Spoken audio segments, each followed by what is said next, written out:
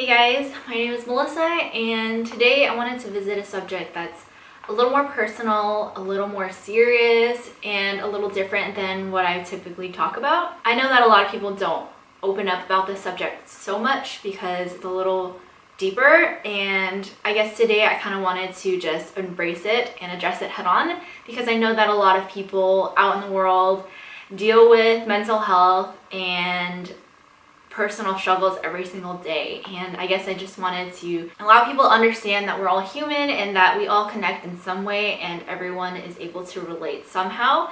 So I wanted to talk about mental health and the 5 tips you can take to care for your mental health. The past few months for me have been kind of tougher because I definitely have had a lack of confidence, and I guess I could say that I'm not where I want to be in life right now, and I know that is pretty common in your mid-20s. I mean, even older, you know, not everyone knows what they want to do in their life. And I don't feel like that's a bad thing because everyone's on a different journey.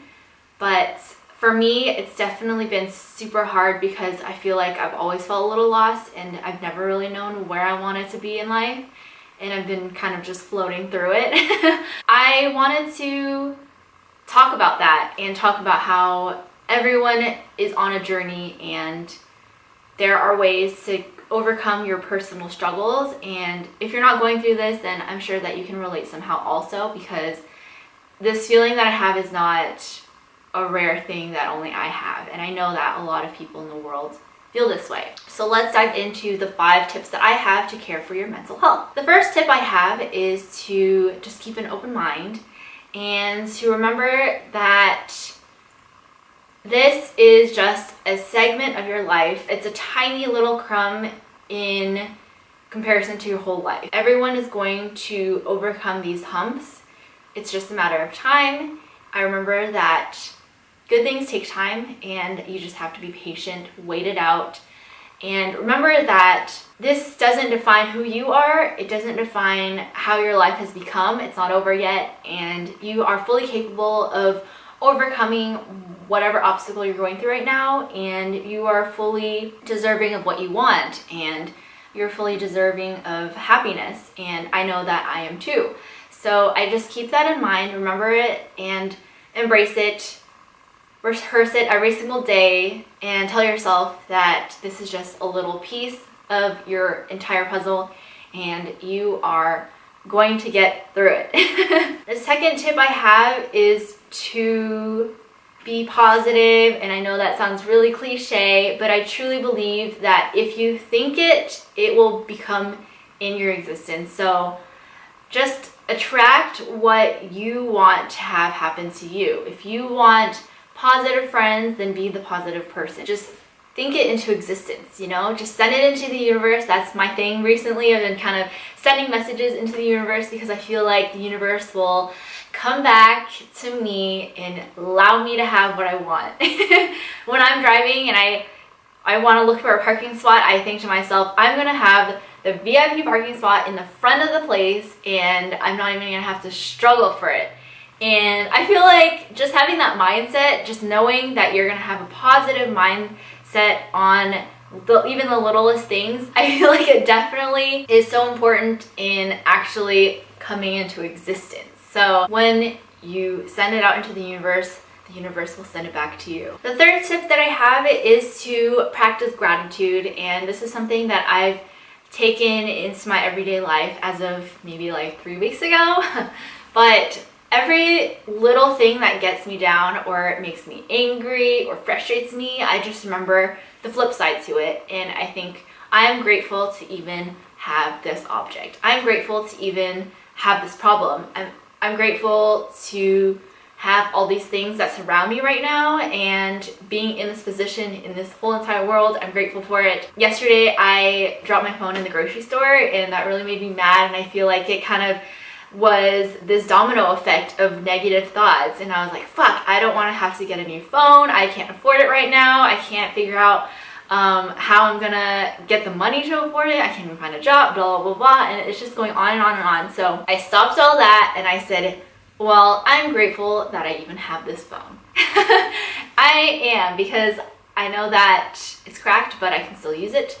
I can still have this luxury that not a lot of people in the world have, and that is what I'm grateful for. The fourth tip that I have is to get active, and I'm the last person to tell anyone to go work out, but as of recently, maybe 2 months ago or so, I started doing yoga, and I've been going consistently, so 3 or 4 times a week. I've been kind of taking 1 hour of my day to just sit in a studio, surround myself with a positive and safe environment with other people who are focusing on the same thing. I set an intention for myself. I kind of reflect on how my days go, and that's where I practice gratitude the most. At the same time, I'm getting this intense workout and I sweat, and I'm doing well for my body as well. Physical health is just as important as mental health, and when you take the time to really put effort into those things, it helps tremendously in ways that nothing else can touch. There's no other way for me to feel like I am empowered, I have strength, like when I work out, you know? I really have been grateful for the opportunity to do yoga as often as I can, whenever I want, and I'm just so happy that I finally found an exercise that I actually enjoy doing. When I used to go to the gym, I feel like I forced myself, and then it became this kind of negative environment because I doubted what I was doing, and I feel like I didn't know how to kind of go about my workouts, and I wanted to gain weight, I wanted to do all these things, but I think with yoga I have way less expectation. So I know that whatever good comes, then I just feel happy about it. The fifth tip I have is to surround yourself with positive people and create a safe space where you can speak with your friends and family about your problems. I have people who are really close to me, and they check up on me often, and they talk to me about my problems, and I talk to them about theirs. I'm super grateful for them because they listen, and I enjoy listening to them, and we just have this conversation where I feel like I'm not alone. My boyfriend is the first person I talk to when I have problems, and I feel like he's really helped me keep positive about my situations, even when I'm crying in his arms crazily and endlessly. I feel like it's just a place where I can go to, and I can feel safe, and I can just open up about what things are happening. 6 and last tip that I have is to take up a hobby that you actually enjoy doing. Just take your mind off of what is going on in your life and set time for yourself to just take a break. Pause time, do what you like, and lift yourself back up.